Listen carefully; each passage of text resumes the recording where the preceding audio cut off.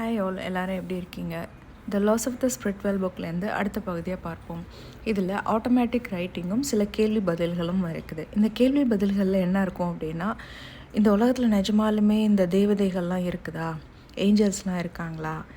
இல்லை இந்த ஆன்மா அப்படின்றது நிஜமாலுமே உண்மைதானா? நம்ம எப்படி இறந்த பிறகு இந்த பூமியை விட்டுட்டு அடுத்த ஆன்ம உலகம்னு போகிறோம் அப்படின்னு நிறைய கேள்விகளுக்கு இவங்க பதில் கொடுத்துருக்காங்க வெஸ்பியன்றதும். இப்போ ஃபஸ்ட்டு ஆட்டோமேட்டிக் ரைட்டிங்னா என்னென்னு பார்ப்போம். நம்ம இறந்து போனவங்க கூட ஒரு கம்யூனிகேட் பண்ணுறதுக்காகத்தான் இந்த ஆட்டோமேட்டிக் ரைட்டிங் அப்படின்றத அவங்க நமக்கு சொல்லி கொடுக்குறாங்க. நிஜமாலுமே அந்த ஆட்டோமேட்டிக் ரைட்டிங் அப்படின்றது நமக்கு தேவைதானா அப்படின்னா, ஆமாம், இது தேவைதான். ஏன்னா இதன் மூலம் இந்த பூமியில் வாழ்கிறவங்களுக்கு ஒரு ஆன்ம முன்னேற்றமும், ஆன்மானா என்ன, மரணம்னா என்ன, இந்த உலகத்தில் நம்ம ஏன் கஷ்டப்படுறோம், இந்த கேள்வி எல்லாத்துக்கும் ஒரு பதிலும் இந்த ஆட்டோமேட்டிக் ரைட்டிங் மூலமாக இந்த பூமியில் வாழ்கிறவங்களுக்கு கஷ்ட காலத்தின் போதோ இல்லை அவங்க இறந்த பிறகு அவங்க குடும்பத்தில் இப்போ யாராவது இறந்தாங்களோ இல்லை ஃப்ரெண்ட்ஸ் யாராவது தவறிட்டாங்களோ அவங்கள இழந்த பிறகு அவங்களுக்கு ஏற்படக்கூடிய அந்த வேதனையிலேருந்து அவங்க எப்படி வெளிவர்றது, இது எல்லாத்துக்குமே இந்த ஆட்டோமேட்டிக் ரைட்டிங் அப்படின்றது உதவி செய்யும்.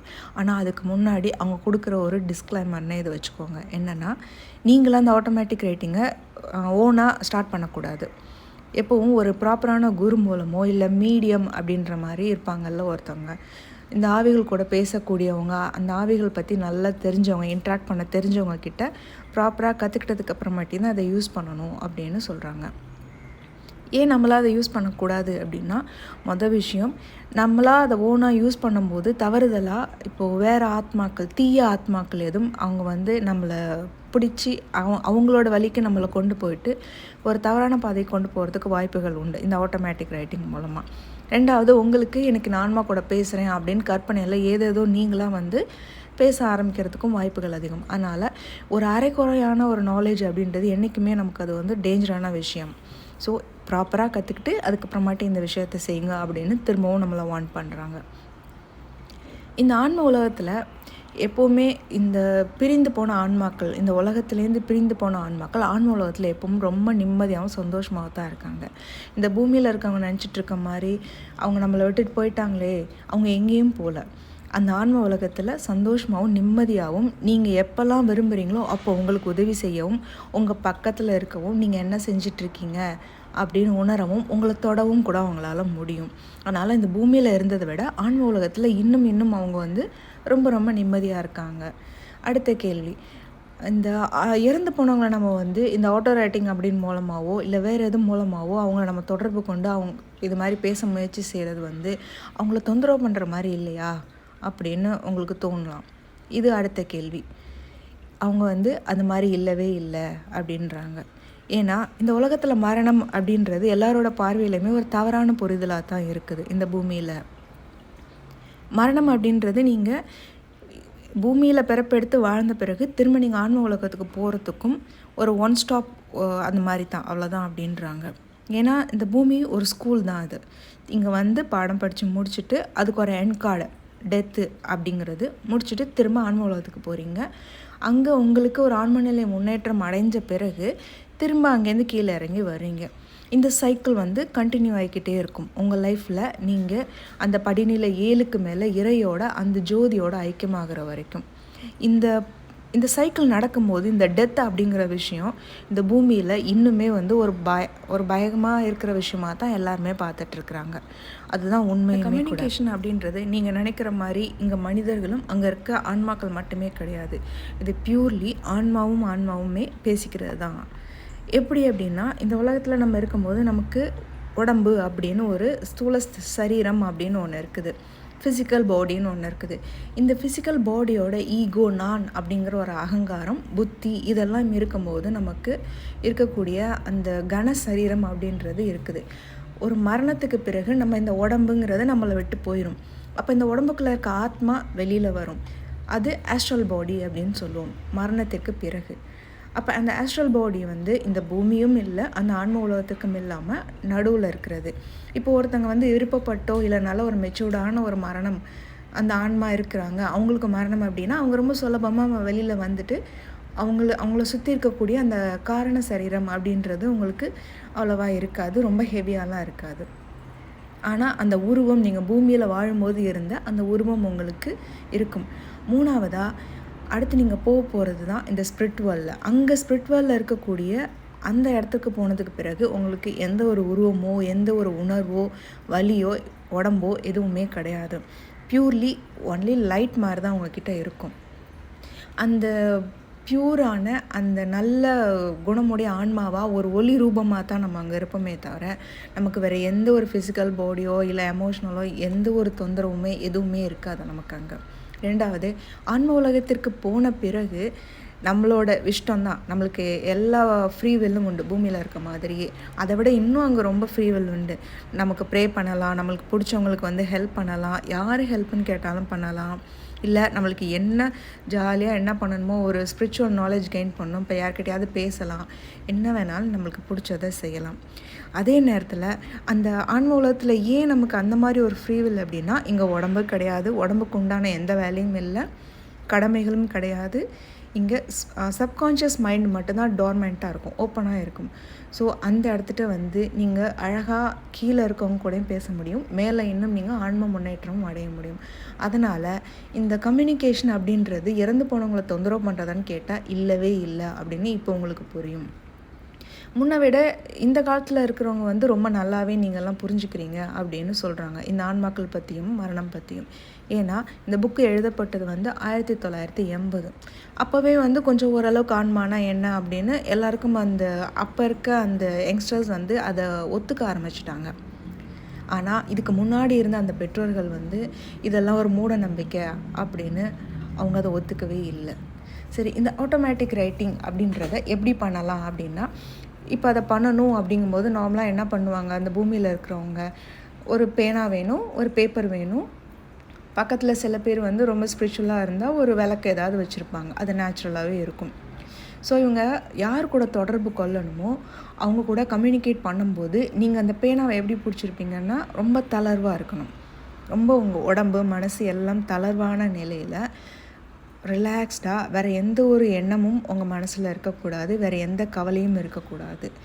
ரிலாக்ஸ்டாக நீங்கள் அந்த பெண்ணை ஹோல்ட் பண்ணியிருக்குது எப்படி இருக்குன்னா ரொம்ப ரிலாக்ஸ்டாக இருக்கும்போது அதன் மூலம் அவங்க உங்கள் கூட அந்த பேனா மூலம் எழுத ஆரம்பிப்பாங்க. நீங்கள் யார்கிட்ட கம்யூனிகேட் பண்ணணும் பேசணும்னு நினைக்கிறீங்களோ அந்த ஆத்மா. ஆனால் அதுக்கு முன்னாடி இன்னும் சில சட்டத்திட்டங்கள் இந்த ஆன்ம உலகத்தில் உண்டு. நீங்கள் யார் கூட பேசணும்னு நினைக்கிறீங்களோ அவங்களுக்கு முதல்ல அவங்களோட ஹையர் சோல் கிட்டேருந்து பெர்மிஷன் வேணும். அந்த ஹையர் சோல் பர்மிஷன் கொடுத்தா தான் உங்களை கைட் பண்ணக்கூடிய, நீங்கள் கம்யூனிகேட் பண்ணணும்னு நினைக்கிறீங்களா, யார் கூட பேசணும்னு நினைக்கிறீங்களா அவங்களால பேச முடியும். ஏன் அப்படின்னா இது மாதிரி நீங்கள் ப்ராப்பரான வேலை வரும்போது தான் உங்களுக்கு வேறு எந்த நெகட்டிவ் இன்டர்ஃபரன்ஸோ இல்லை எந்த ஆஸ்ட்ரல் சோல் அப்படின்றாங்கல்ல, இந்த மரணத்திற்கு பிறகு வெளியில் வர அந்த உடம்புங்கிறதோ இவங்களோட தொந்தரவுகள் இருக்காது. ஆஸ்ட்ரல் சோல் அப்படின்னாலே இன்னும் சொல்லப்போனால் நம்ம வந்து சில பேர் சொல்லுவோம் நான் ஆவி பார்த்தேன், சில பேர் இறந்து போனவங்களாம் அவங்கள உருவமாக பார்த்தேன் அப்படின்னு சொல்லுவோம்ல, அதுதான் அந்த ஆஸ்ட்ரல் சோல். அவங்களோட இன்டர்ஃபியரன்ஸாக கூட இருக்கலாம். இவங்க வந்து இறந்த பிறகு அவங்களோட அந்த மரணத்தை ஏற்றுக்காமையும் திரும்ப ஆன்ம உலகிற்கு போகாமையும் நடுவில் இருப்பாங்க. ஏன் அந்த மாதிரி இருப்பாங்க அப்படின்னா அந்த பூமியோடு வாழும்போது அவங்களோட பிடிப்பினை வந்து ரொம்ப அதிகமாக இருந்திருக்கும். அந்த உணர்வுகளும் சரி, தான் நல்லா வாழ்ந்தது, தன்னோட குடும்பம் அப்படின்றதும் சில பேராசைகள் அப்படின்றதும் அந்த பூமியோட ஒட்டியே நிற்கும். அப்போ அவங்களால அந்த பூமியை விட்டு நகரவும் முடியாது, ஆன்ம உலகத்துக்கு போகிறதுக்கு அவங்களுக்கு விருப்பமும் இருக்காது. ஆனால் இது மேலும் மேலும் இந்த ஆன்மாக்களுக்கு ஒரு கர்மாவை அதிகமாக சேர்த்துக்கிட்டே போகுது அப்படின்னு சொல்கிறாங்க. ஸோ ஆஸ்ட்ரல் பாடியாக இருக்கிறம்போது அதுவுமே நமக்கு ஒரு தொந்தரவு பண்ணுறதுக்கு நிறைய வாய்ப்புகள் உண்டு. அதனால தான் ப்ராப்பராக ஒரு சோல் மூலம் நம்ம பேசுகிறோம் அப்படின்னு சொன்னால் அதுக்கு ஹையர் ஸ்பிரிட்டோட மிகப்பெரிய ப்ரொடெக்ஷனும் நமக்கு தேவை அப்படின்னு சொல்கிறாங்க. சரி, இது ஆரம்பத்தில் அவங்க எழுத ஆரம்பிக்கும் போது எப்படி அந்த எழுத்துக்கள் இருக்கும்னா ஏதோ ஒரு குழந்தைக்கு இருக்கிற மாதிரி தான் ஆரம்பத்தில் அப்படி இருக்கும். ஏன்னா எந்த ஒரு விஷயமுமே நம்ம கற்றுக்க ஆரம்பிக்கும் போது அதை நம்ம வந்து அப்படியே எடுத்தோடனே பர்ஃபெக்டாலாம் வரவே வராது. அதுக்கு சில நாட்கள் ஆகும். ஃபஸ்ட்டுக்கு இருக்கிற மாதிரி இந்த மாதிரி தான் இருக்கும். பவனகிரி அப்படின்னு இவங்க விஸ்பியன் ரத்துவோட அவங்க அம்மா ஆரம்பிக்கும் போதும் அவங்களோட தாய்மொழி குஜராத்தியில் இதே மாதிரி தான் கிற்கல்களாக தான் முதல்ல வந்துச்சு. பிறகு அந்த தாய்மொழியில் சில வார்த்தைகள், ஒரு வார்த்தை 2 வார்த்தை, அப்புறம் ஒரு சில லைன்ஸ் அந்த மாதிரி தான் அவங்களுக்கு வந்து வர ஆரம்பிச்சிச்சு. ஸோ ஆரம்பிக்கும்போது எல்லாமே எடுத்த உடனே உங்களுக்கு நிறையா விஷயங்கள் தெரிஞ்சிடாது. எல்லாமே பழக போக தான் தெரியும். அதை ஆரம்பிக்கிறதும் ப்ராப்பரான ஒரு கைடன்ஸில் தான் நீங்கள் அதை செய்யணும் அப்படின்னு சொல்கிறாங்க. இந்த கடவுள் கொடுத்த ஒரு வர பிரசாதம், அதாவது கிஃப்ட்டு அப்படின்றத இந்த ஆட்டோமேட்டிக் ரைட்டிங்னால் நமக்கு நிறைய அட்வான்டேஜ் உண்டு அப்படின்னு விஸ்பியன் ரத்தோ சொல்கிறாங்க. ஏன்னா நம்மளை விட்டு போன அந்த இறந்து போன ஆத்மாக்கள் கூட நம்மளால் திரும்ப பேச முடியும் அப்படிங்கிறது ரொம்ப சந்தோஷமான ஒரு விஷயந்தான். அவங்க கூட ஒரு டச்சில் இருக்கலாம், நமக்கு தேவையான பொழுது அவங்க வந்து நம்மளை கைட் பண்ணலாம். இந்த பூமியில் வாழ்கிறது எவ்வளோ கஷ்டம் நமக்கு நல்லாவே தெரியும். இதில் யாரை நம்பணும், நம்பக்கூடாது, இந்த விஷயத்தை செய்யலாமா செய்யக்கூடாதா அப்படின்றது எல்லாமே அவங்க நம்மளுக்கு பியூர்லி கைட் பண்ண ஆரம்பிச்சிடுவாங்க. அதுதான் இந்த guidance from the spirit soul அப்படின்னு சொல்கிறது. இது ஒரு மெயினான ஒரு அட்வான்டேஜ். ரெண்டாவது, அவங்க இறந்து போயிட்டாங்க அப்படின்னு நம்ம ரொம்ப வேதனையில் இருப்போம். ஆனால் அவங்க நம்ம கூட கம்யூனிகேட் பண்ணும்போது தான் தெரியும் அவங்க அந்த ஆன்ம உலகத்தில் எவ்வளோ நிம்மதியாகவும் சந்தோஷமாகவும் நமக்காக ப்ரே பண்ணிக்கிட்டு இருக்காங்க அப்படின்றது நம்மளால் உணர முடியும். இது அடுத்த அட்வான்டேஜ். மூணாவதாக, நம்மளோட அந்த ஆன்ம முன்னேற்றம் அப்படின்னு இருக்குல்ல, இந்த பூமியில் வாழும்போது கடவுள் நம்பிக்கையாக இருந்தாலும் சரி, ஒரு சரியான பாதையில் நிற்கிறதா இருந்தாலும், இது எல்லாமே ஆன்ம முன்னேற்றம் தான். தன்னால் முடிந்தளவு மற்றவங்களுக்கு உதவி செய்கிறோமோ இல்லையோ, நம்ம வாழ்க்கையில் நம்ம கடமையை செஞ்சுட்டு போகிறது உண்மையான ஆன்மீகம் தான். அதுக்காகவும் இவங்க நம்மளுக்கு ஹெல்ப் பண்ணுவாங்க. ஸோ அவங்கக்கிட்டேருந்து வரக்கூடிய அந்த மெசேஜாக இருந்தாலும் சரி, அவங்க நமக்கு ஒரு பெரிய ப்ரொடெக்ஷன் அப்படின்னு சொல்லலாம். இதையும் தாண்டி நம்ம இந்த ஆட்டோமேட்டிக் ரைட்டிங்கில் நம்மளால் முடிஞ்ச அளவுக்கு அடுத்தவங்களுக்கும் நீங்கள் உதவி செய்ய முடியும். இந்த ஸ்பிரிச்சுவல் நாலேஜை வச்சு அவங்க அந்த ஆன்மாக்கள் கொடுக்கக்கூடிய அந்த கைடன்ஸ் மூலமாக. ஆனால் சில பேர் இந்த கிஃப்டையுமே மிஸ்யூஸ் பண்ணுறவங்களும் உண்டு அப்படின்னு சொல்கிறாங்க. எப்படி அப்படின்னா, இது தன்னோட சுய லாபத்துக்காக தன்னை பற்றி மற்றவங்க இன்னும் பெருசாக தெரிஞ்சுக்கணும், தனக்கு இன்னும் சக்ஸஸ் வேணும், இன்னும் பாராட்டுதல் வேணும் அப்படின்னு ஒரு ஈகோயிஸ்டிக்காக அதை பற்றி யோசித்து அதை மிஸ்யூஸ் பண்ண ஆரம்பிச்சிடுறாங்க. அது ரொம்ப ரொம்ப தவறு. ஏன் அப்படின்னா, இந்த மாதிரி நீங்கள் யாராவது இதை தப்பான வழியில் யூஸ் பண்ண ஆரம்பிக்கும் போது அங்கே ஆன்ம உலகத்தில் அவங்க அந்த கம்யூனிகேஷனே முதல்ல அவங்க ஸ்டாப் பண்ணிடுவாங்க. நீங்கள் மிஸ்யூஸ் பண்ணும்போது, இவன் தவறான வழியில் இதை செஞ்சிட்ருக்கான், இதுக்கு மேலே இவனுக்கு இனிமேல் நம்ம உதவி செய்யக்கூடாது அப்படின்னு. ரெண்டாவது, அவங்க ஸ்டாப் பண்ணதுக்கப்புறமாட்டி நீங்கள் அவங்களால் நினச்சி அவங்க கூட பேசிகிட்ருக்கோன்னு நினச்சி நீங்களாக எழுத ஆரம்பிக்கும் போது இந்த ஆஸ்ட்ரலில் இருக்காங்கல்ல, அந்த ஈவில் ஸ்பிரிட் நம்மளை கேட்ச் பண்ணுறதுக்கு நிறைய வாய்ப்புகள் உண்டுன்னு சொல்கிறாங்க. அவங்க நம்மளை மிஸ்கைட் பண்ண ஆரம்பிச்சிருவாங்க இந்த ஆட்டோமேட்டிக் ரைட்டிங்கில். ஏன்னா ஃபிசிக்கல் மைண்ட் அப்படின்றது இந்த பூமியில் இருக்கும்போது நம்மளுக்கு டார்மெண்ட்டாக இருக்கும். நம்மளா யோசிச்சு நம்மளா எழுதி யார்கிட்ட எக்கு தப்பாக மாட்டுறதுக்கும் வாய்ப்புகள் அதிகம்னு சொல்கிறாங்க. எப்போவுமே இந்த ஆட்டோமேட்டிக் ரைட்டிங் மூலமாக நம்மளுக்கு ஒரு ஸ்பிரிச்சுவல் நாலேஜ் கிடைக்கும். நம்ம ஆன்ம முன்னேற்றம் அடையுமா அப்படின்னா கண்டிப்பாக நம்மளுக்கு கிடைக்கும் அப்படின்னு சொல்கிறாங்க.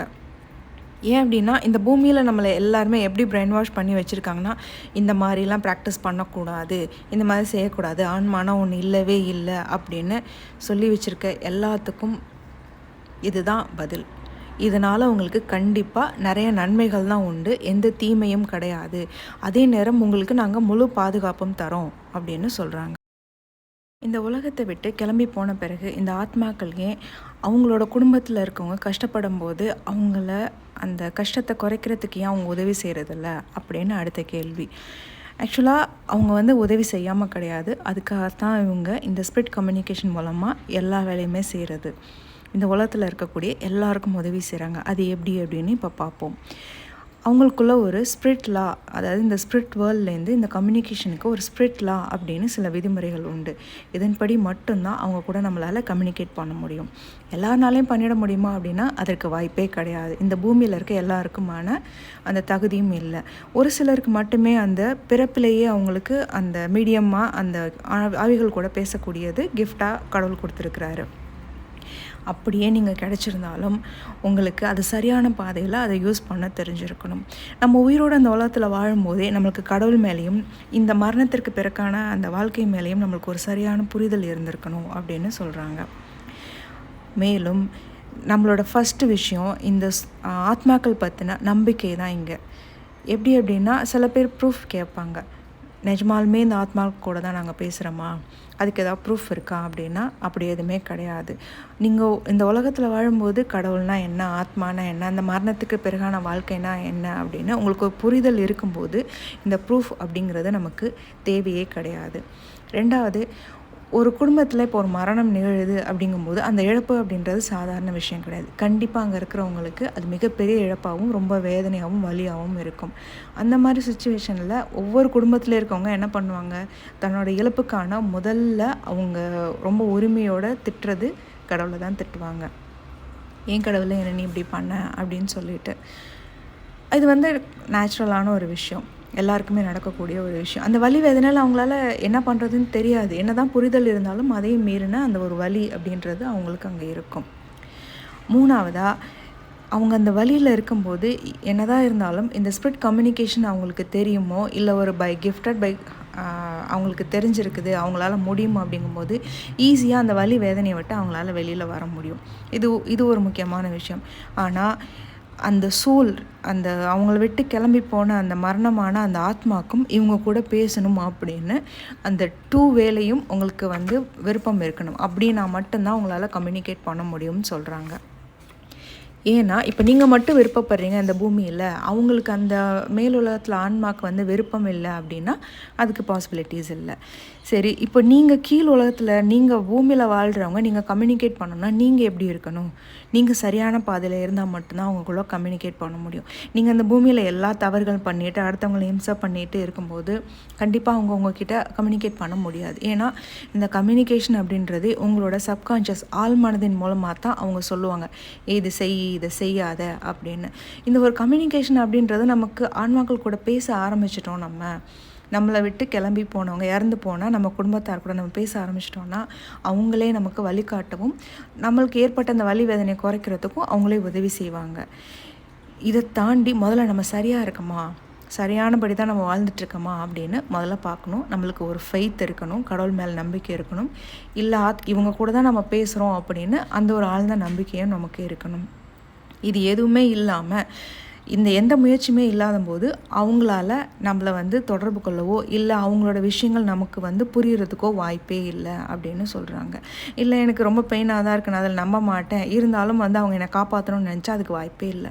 அந்த ஆத்மாக்கள் எல்லாருமே நம்மளுக்கு வந்து ரெடியாக இருக்கிறாங்க, நீங்கள் என்ன ஹெல்ப் கேட்டாலும் செய்யணும். ஆனால் ஒரே ஒரு சின்ன விஷயம் என்ன அப்படின்னா, உங்களுக்கு முதல்ல சரி இவங்க கூட தான் நம்ம பேசுகிறோம், கண்டிப்பாக இவங்ககிட்டேருந்து நமக்கு நம்பிக்கை கிடைக்கும், நம்மளுக்கு ஒரு நல்ல வாழ்க்கை கிடைக்கும், நம்மளுக்கு ஒரு பாதை கிடைக்கும் நம்பணும். அந்த நம்பிக்கை தான் முதல்ல வேணும் அப்படின்றாங்க. இந்த ஆட்டோமேட்டிக் ரைட்டிங் மூலமாக நம்மளுக்கு என்னென்னலாம் பெரிய பெரிய பெனிஃபிட் வரும் அப்படின்னு நீங்கள் யோசிக்கிறீங்க அப்படின்னா, முதல்ல நம்மளோட சப்கான்ஷியஸ் மைண்ட் அப்படின்றது இன்னும் அழகாக ஓப்பன் ஆகும், இன்னும் அதிகமாக ஓப்பன் ஆகும். அப்போது நமக்கான கைடன்ஸும் நம்ம வாழ்க்கையில் நம்மளுக்கு என்னென்ன செய்யணும், யாரை நம்பணும் நம்பக்கூடாது, அடுத்து நம்ம வாழ்க்கையில் என்ன ஸ்டெப் எடுக்கலாம் அப்படின்னு ரொம்ப கிளியராக அவங்க நம்மளை கைட் பண்ணுவாங்க. ஆனால் அவங்களே நம்ம ஃபுல்லாக இதுக்காக டிபெண்ட் பண்ணியே நம்ம வாழ முடியாது. ஏன்னா நம்ம இந்த வாழ்க்கையில் நம்ம வந்திருக்கிறதுக்கு மெயினான காரணமே நம்ம கர்மாவை கழித்து நம்ம எல்லாம் கற்றுட்டு போகிறதுக்காக தான் வந்திருக்கோம். ஸோ அவங்க எல்லாமே நம்மளுக்கு ஓப்பனாக அப்படியே சொல்லி கொடுத்துடவும் மாட்டாங்க, அதுக்கு வாய்ப்பே கிடையாது. இந்த கைடன்ஸ், இந்த கம்ஃபர்ட் அப்படின்றது கண்டிப்பாக நம்மளுக்கு கொடுப்பாங்க அவங்க. அதே நேரத்தில் நம்ம வந்து இதுக்கு எல்லாத்துக்கும் தகுதியாக வாழ்க்கையில் சரியான பாதையிலையும் முதல்ல அந்த கடவுள் நம்பிக்கையோடையும் ஆன்மாக்கள் பற்றிய நம்பிக்கையோடையும் இருந்தால் மட்டும்தான் இதுக்கெல்லாம் பாசிபிலிட்டிஸ் உண்டு நமக்கு. ஸோ இந்த ஆட்டோமேட்டிக் ரைட்டிங் அப்படின்றத இவ்வளோ அழகாக நம்மளுக்கு சொல்லி கொடுத்துட்டாங்க. ஆனால் யாரும் தயவு செஞ்சு நீங்கள் ஓனாக அதை ட்ரை பண்ணி பார்க்காதீங்க, அதுக்கான ரிஸ்க்கு உண்டு, அதையும் இங்கே சொல்லியிருக்காங்க.